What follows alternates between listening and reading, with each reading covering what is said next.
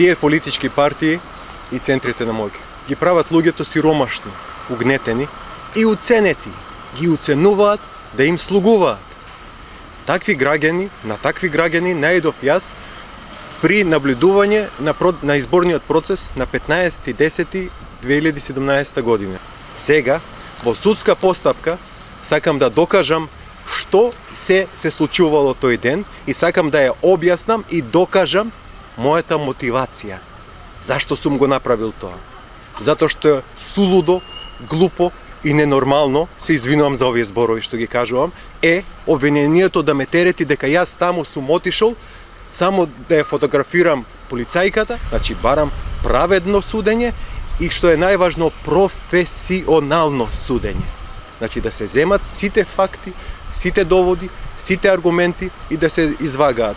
Дали бранењето на јавниот интерес било поважно од тоа што полицајката се смета оштетена затоа што нејзина фотографија се појавила во јавноста. Инаку, тоа што е евидентирано на таа фотографија, физиономијата на полицајката, може да се види секој ден.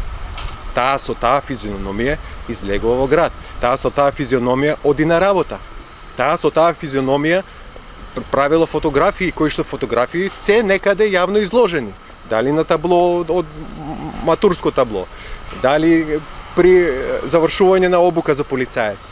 Тоа не е тајна информација, некаква тајен личен податок, кој што јас сум го издал, па таа да претрпи некаква штета. Самите виновни не се тие искористени луѓе што ги видов јас во колите. Виновниците се тие што наложиле овие луѓе да седат во колите и да попишуваат други такви маргинализирани и уценети луѓе.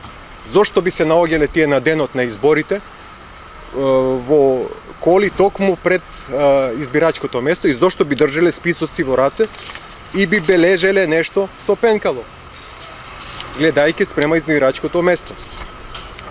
За ова фотографија сум теретен, при што полицајката, која што сега се смета за оштетена, му ја дава мојата лична карта на друго цивилно лице, што исто така е злоупотреба на службената должност.